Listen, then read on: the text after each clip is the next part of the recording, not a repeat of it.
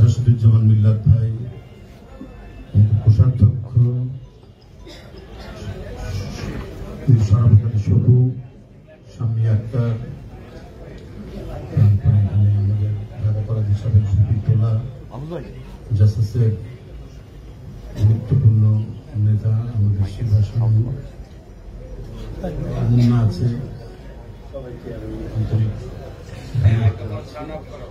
আর বাবুর কথা কি বলবো, ও অনেক ছোটবেলা থেকেই চিনি, দুধে একটু আত্মীয় হয় আমার।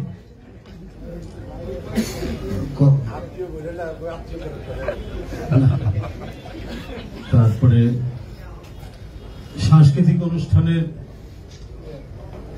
আকর্ষণকে বাবু, তাবলা বাজাচ্ছে কে, সবচেয়ে বড় তাবলছি, বয়স কতই হবে তখন, 20 বছরও হবে না, কিন্তু ফার্স্ট তাবলা বাজানো তো অগ্রগামী। আবার পাড়ায় পাড়ায় বাড়াবাড়িতে হাতে হকি স্টিক নিয়ে দাঁড়িয়ে আছে বাবু, কোন দিকে নাই, সব দিকে সে আছে, কিন্তু মনটা হচ্ছে অত্যন্ত শিল্পবরা, শিল্পবোদ্ধা। ছোটবেলা থেকেই সংস্কৃতির বিভিন্ন শাখায় তার যে বিচরণ, এটাই সবাইকে অভিভূত করে, আমাকে অভিভূত করেছে।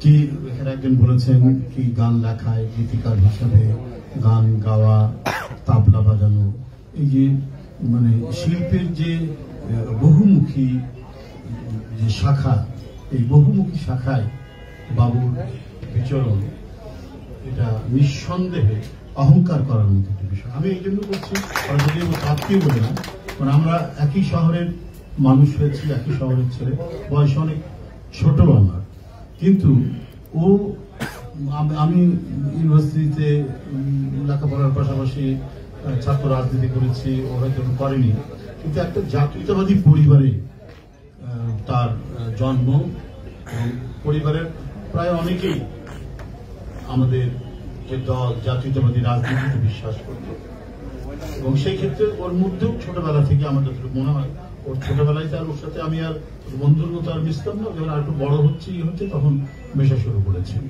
কিন্তু দেখতাম তার ইয়েগুলো, দেখতাম তার বিচরণটা, দেখতাম।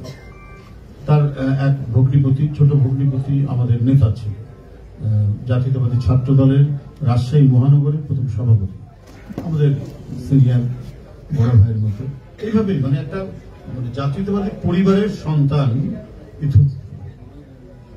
ও পরবর্তীতে জাতীয় পর্যায়ে এইভাবে অবদান রাখবে, এবং তার হাত দিয়ে এত প্রথিত যশা শিল্পীদের সে জন্ম দিয়েছে, এটার জন্য গৌরব করা এই কারণেই বলছি যে শহরে আমার বেড়ে ওঠা, সেই শহরেরই সন্তান হচ্ছে বাবু। এক জায়গা থেকে আমরা ঢাকা শহরে এসেছি, কিন্তু ওর যে মানে প্রতিভা, তার যে সাংস্কৃতিক প্রতিভা, শিল্পের প্রতিভা, এই প্রতিভাই তাকে আজকে জাতীয় পর্যায়ে এগিয়ে নিয়ে এসছে।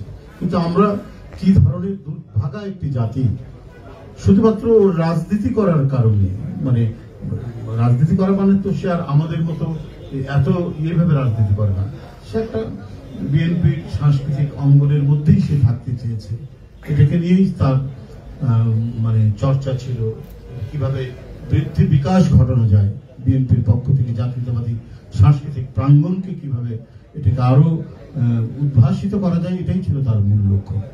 কিন্তু শুধুমাত্র এইটুকুর কারণে তাকে সমস্ত টেলিভিশন থেকে সব ধরনের যে মানে মিডিয়া সংস্কৃতি বান্ধব হলে পরে, মানে মিডিয়া তো যে সরকারে থাকে তার সরকারের, আর সরকার যদি নিষ্ঠুর হয় কিছু করার নাই। লাভ তো শেখ হাসিনার হয়নি, লাভ একটা হয়েছে গণতন্ত্রের পক্ষে শক্তির হয়েছে। সে মৌসুমীর মতো আরেকজন প্রতিভাবান শিল্পীকে সে তাকে দিয়ে গান গাইয়েছে, যে গানটা আমি দেখেছি যে মানে সংস্কৃতির যে কি প্রবল প্রতাপ হতে পারে, তার যে কি অন্তর্নিহিত শক্তি থাকতে পারে, সেটা আমরা কারাগার থেকে এবারও টের পেয়েছি, যখন তার গানটি একবারে কারাগারের ভিতর পর্যন্ত তার ছোঁয়া এসে যাচ্ছে, তার ঢেউ এসে যাচ্ছে। একটি মেয়ে এই গানটা গাচ্ছে, তো কারাগার তো দেশের ভিতরে, কিন্তু দেশের বাউন্ডারি পার হয়ে যখন পশ্চিম বাংলায় তুমুল আন্দোলন হলো কয়েকদিন আগে, সেই তুমুল আন্দোলনে মুখে মুখে এই গান, মানুষের কণ্ঠে কণ্ঠে এই গান, সবাই মানে আবাল বৃদ্ধ বনিতা এই গান গাচ্ছে, একবার প্রাণ খুলে গাচ্ছে। ওই যে একজন বললো যে আসামে মৌসুমীর গান গাইতে গিয়ে তাকে গ্রেপ্তার করা হয়েছে। ওরা কত সংকীর্ণ মনা হতে পারে। আরে গানের কি কোনো ভৌগোলিক সীমানা থাকতে পারে? এর কি কোনো ম্যাপ থাকতে পারে? শিল্পের তো কোনো ভৌগোলিক সীমানা থাকতে পারে না। মাইকেল জ্যাকসনের গান যদি বাংলাদেশের মানুষ শুনতে পারে, পৃথিবীর অন্যান্য দেশের তরুণদেরকে যদি এটা মানে উন্মাতাল করে তুলতে পারে, তাহলে মৌসুমীর গান এত হৃদয়গ্রাহী হয়েছে মানে আন্দোলনে, যে কোনো দেশের আন্দোলন, বিশেষ করে বাংলা ভাষাভাষী অঞ্চল, এই আসাম, পশ্চিম বাংলা, বাংলাদেশ, ত্রিপুরা, এটা সব বাংলা ভাষাভাষী অঞ্চল। স্বাভাবিকভাবেই সেখানেও নিষ্ঠুরতা, অন্যায় এবং দুঃশাসনের বিরুদ্ধে এই গানটা মানুষকে উদ্বুদ্ধ করবে, প্রভাবিত করবে, এটাই তো স্বাভাবিক। কিন্তু সেখানে গ্রেপ্তার করা হলো যে এই গানটা একটু অসমীয়া উচ্চারণে একজন গেয়েছে বলে গ্রেপ্তার করা হয়েছে। অদ্ভুত ব্যাপার, কিন্তু থামাতে পারেনি। শিল্পের শক্তি এত তীব্র যে একে বিধিনিষেধ দিয়ে, আইন দিয়ে থামানো যায়নি, থামানো কখনো যেতে পারে না। নজরুলকে কি থামাতে পেরেছে? কারাগারে প্রায় 1 বছর আটকে রাখা হয়েছিল নজরুলকে, কিন্তু তার সেই মানে প্রেরণা দানকারী অসাধারণ হৃদয় ছুঁয়ে যাওয়া সেই গানগুলো কিন্তু আটকাতে পারেনি। ওই গানগুলো গেয়েছে এবং এই উপমহাদেশের স্বাধীনতা আন্দোলনের প্রধান প্রেরণা দানকারী সেই গানগুলো তখন গাওয়া হয়েছে এবং আজও নজরুলের গান আমরা গাই। সুতরাং কোন বিধিবিধান দিয়ে শিল্পের বিকাশকে আটকানো যায় না। শেখ হাসিনা অনেক চেষ্টা করেছে। আমি 1 মিনিট আজানের জন্য থামছি। তো শিল্পীর আরেকটি বিশেষ গুণ থাকে, শিল্পী কখনো মিথ্যে কথা বলে না। মিথ্যে কথা বলে না বলেই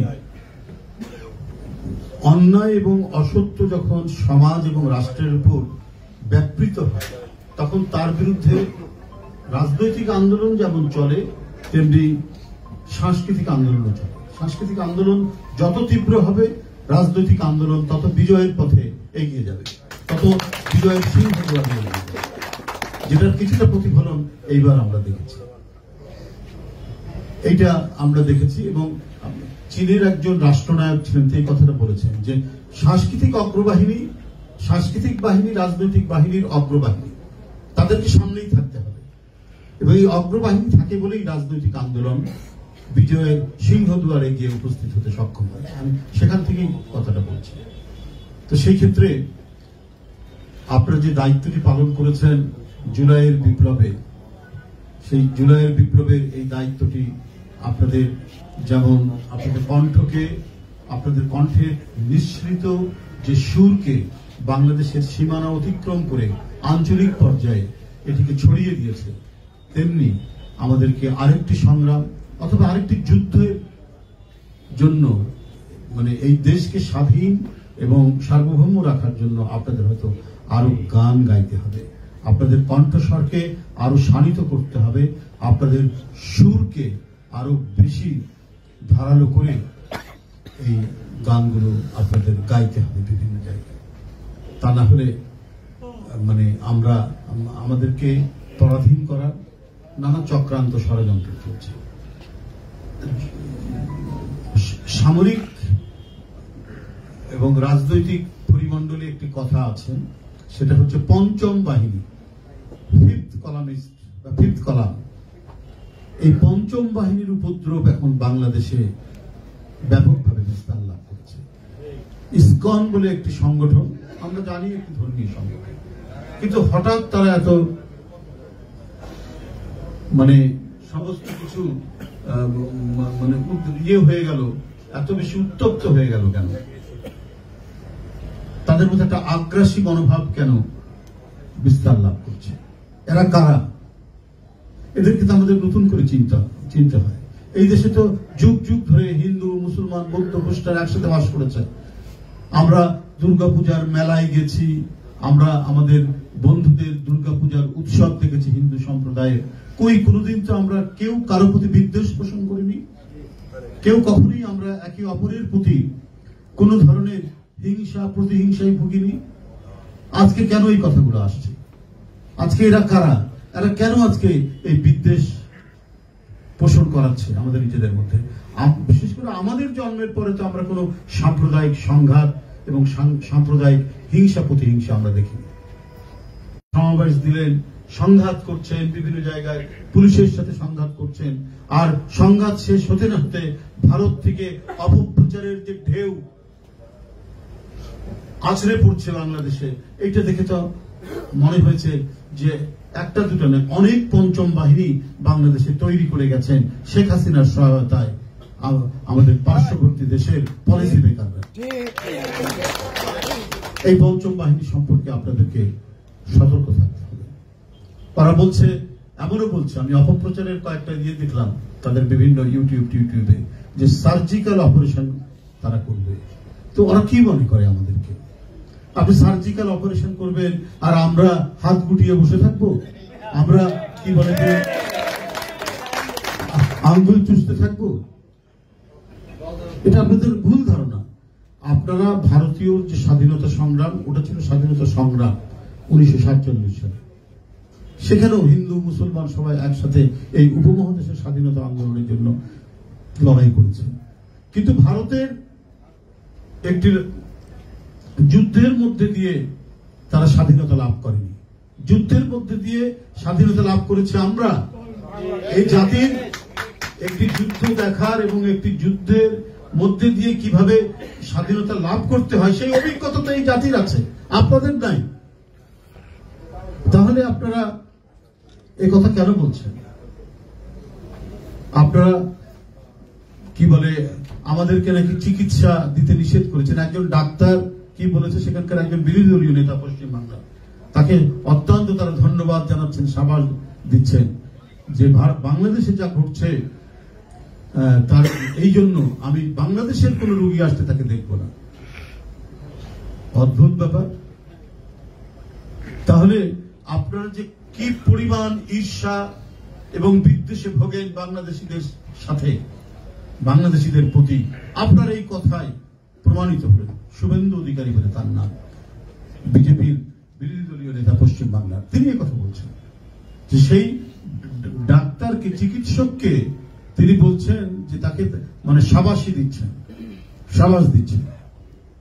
তা আপনি কি মনে করেন আমাদের কয়জন লোক যায় চিকিৎসা করাতে? চিকিৎসা করার সাথে হয়তো একটু ট্যুরিজম হয়, একটু ঘুরে বেড়ানো যায়, সেই জন্য অনেকে যায়। তো মাত্র তো যায় 1% বা 1%-এর কম। তাহলে এত বড় জনগোষ্ঠীর মানুষ যে চিকিৎসা পায়, তাহলে সেই চিকিৎসা কারা দেয়? আমাদের দেশ বিদেশ থেকে পড়াশোনা করে ডাক্তাররা নেই, আমাদের হাসপাতাল নেই। আমাদের এখন হাসপাতাল আছে অসংখ্য, অসংখ্য ডাক্তার আছে। আপনি কি মনে করেছেন আপনাদের উপর একেবারেই নির্ভরশীল? আপনাদের ভারতে না গেলে পরে বাংলাদেশের মানুষ কোনো চিকিৎসা পাবে না, কোনো ওষুধ পাবে না। আমাদের মানুষরা যায় যে চিকিৎসা করা হলো, একটু ঘুরে দেখাও হলো। আমাদের অত্যন্ত যোগ্য ডাক্তাররা রয়েছে। আজকে আমি বলবো যে পৃথিবীর হার্ট স্পেশালিস্ট এবং মানে ওপেন হার্ট সার্জারি বাংলাদেশে এখন আমার মনে হয় একটা ডাল ভাতে পরিণত হয়েছে। যে এত ডাক্তার তৈরি হয়েছে, যে ওপেন হার্ট সার্জারি তো একটা খুব জটিল সার্জারি ছিল, সেই সার্জারি যখন এখানে করা যায়, অনেক বড় বড় অসুখের চিকিৎসা যখন এখানে করা যায়, তো আপনাদের ওখানে আপনাদের মুখাপেক্ষিত আমরা নই। রিচেক আপ করার জন্য, করার জন্য মানুষ হয়তো ওখানে যেত, কিন্তু আমরা তাই বলে তো ভিত্তিহীন নয়, আমরা তো নিরালম্ব নই, অবলম্বনহীন নই। আমরা আমাদের তো সবকিছুই অবলম্বন আমাদের রয়েছে। আমাদের নিজস্ব নদী আছে, পাহাড় আছে, আমাদের বন জঙ্গল আছে, আমাদের রাস্তাঘাট আছে, আমাদের ট্রেন লাইন আছে, আমাদের যোগাযোগ ব্যবস্থা অনেক ভালো। এবং আরেকটা জিনিস আপনাকে বলি, আমি ভারতের সেই নেতাকে বলি, আপনাদের চাইতে আমাদের স্যানিটেশন সিস্টেম অনেক উন্নত মানের। আপনারা তো টয়লেট সারেন রেল লাইনের ধারে, আপনি একেবারে ওই যদি যান কলকাতা থেকে দিল্লি পর্যন্ত ইয়েতে একবারে উন্মুক্ত প্রাঙ্গণ ছাড়া আর ইয়ে করার কোনো উপায় নাই। সেই জায়গায় আমরা অত্যন্ত উন্নত মানের এখানে স্যানিটেশন সিস্টেম। আপনি গ্রামে গঞ্জে যাবেন, সেখানে কমোড এখন ব্যবহার করে মানুষ। তাহলে আপনারা কিসের অহংকার করেন, কার অহংকার করেন? আমরা প্রত্যেক দিক দিয়ে আমরা আত্মনির্ভরশীল। হ্যাঁ, গ্লোবালাইজেশনের যুগে একে অপরের, আমার হয়তো যখন একটু পেঁয়াজের ঘাটতি হয় তখন আমরা আমদানি করি। আপনারা যে আমরা যে কিনি আমদানি করি, আমরা তো টাকা দিয়ে আমদানি করি, আপনারা তো বিনা পয়সা দেন না। আমাদের লোকরা যারা চিকিৎসা করতে চায়, আপনাকে 1 টাকাও কম নেন। আমাদের লোকরা যারা চিকিৎসা করতে যায় তারা তো ডলার খরচ করে আসে। আমি কারো কাছ থেকে শুনিনি আজ পর্যন্ত যে আপনাদের ডাক্তার বা কোনো হাসপাতাল কোনো কনসিডার করেছে। বরং আপনাদের এই কলকাতা থেকে শুরু করে অন্যান্য জায়গায় হাসপাতাল এবং অন্যান্য যে ক্লিনিক গুলো চলে হচ্ছে বাংলাদেশের মানুষের মানে টাকায়। না হলে খবরের কাগজেও এসছে যে কলকাতা নিউ মার্কেটের বা অন্যান্য জায়গায় যে শাড়ি, বিশেষ করে মেয়েরা তো শাড়ি কিনতেই যায়, তো এগুলা কেনাকাটা অনেক কমে গেছে তাদের।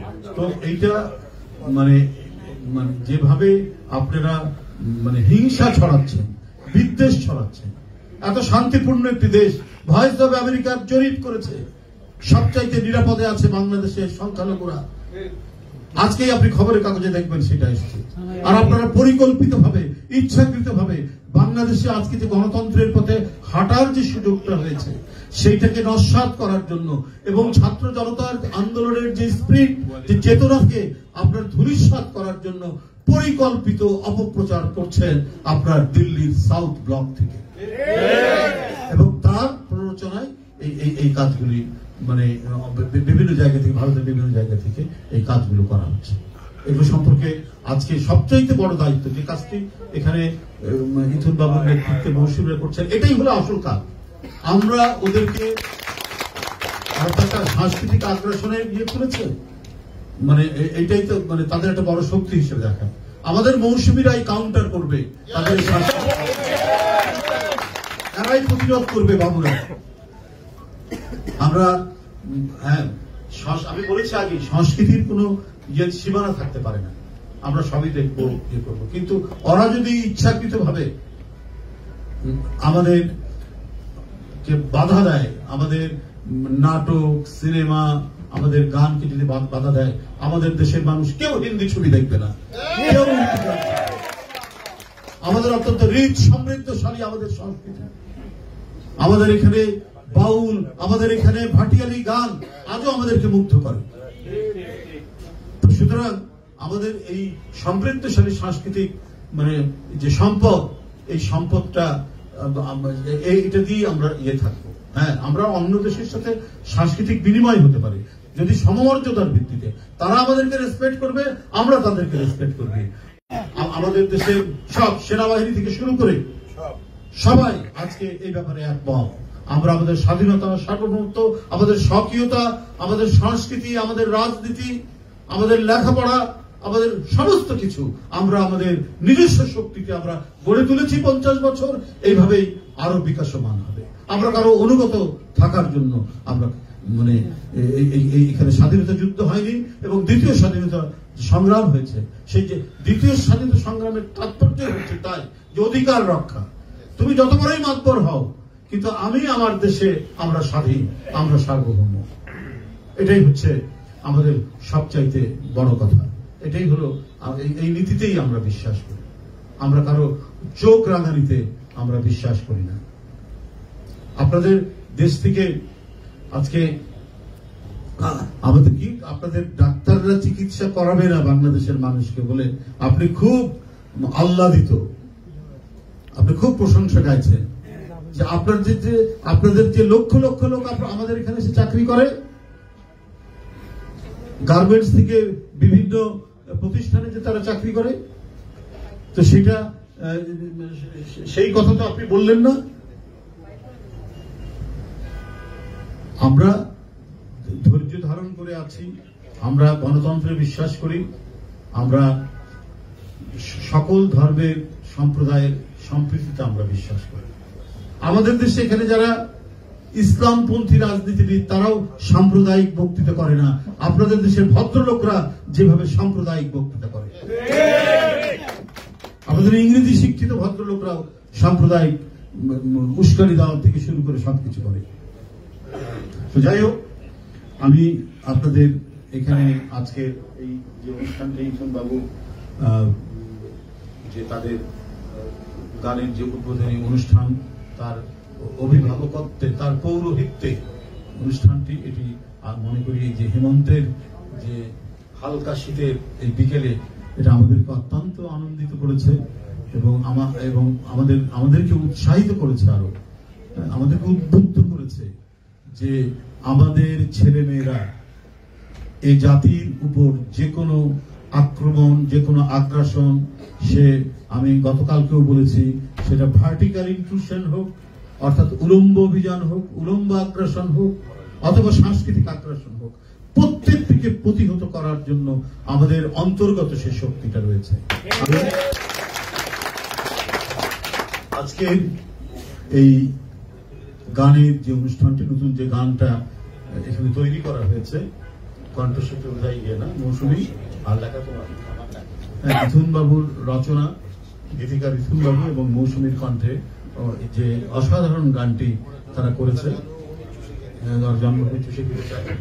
অত্যন্ত সাধারণ শব্দ দিয়ে, কিন্তু সার্বজনীন সমস্ত মানুষ, একেবারে মানে অর্ধশিক্ষিত মানুষ থেকে শুরু করে জাতীয় পর্যায় পর্যন্ত সবাই বুঝতে পারে। এটা মানে বাবুর মৌলিকত্ব হচ্ছে এই জায়গায় যে খুব কঠিন তৎসম শব্দ প্রয়োগ করে সেই গান লেখে না, যে গানগুলো সে লেখে সেটা হচ্ছে আপামর জনসাধারণ যাতে বুঝতে পারে, উপলব্ধি করতে পারে। এই কারণে এই মৌসুমীর কণ্ঠে গাওয়া বাবুর এই গানটি এত বেশি জনপ্রিয়তা লাভ করেছে বাংলা ভাষাভাষী অঞ্চলে, শুধু বাংলাদেশে নয়, পশ্চিম বাংলা থেকে শুরু করে অন্যান্য অঞ্চলে, যে মানে কত সহজেই মানুষ এটাকে বুঝতে পারে, এটাকে ধরতে পারে এবং অনুপ্রাণিত হতে পারে। ধন্যবাদ সবাইকে। খোদা হাফেজ।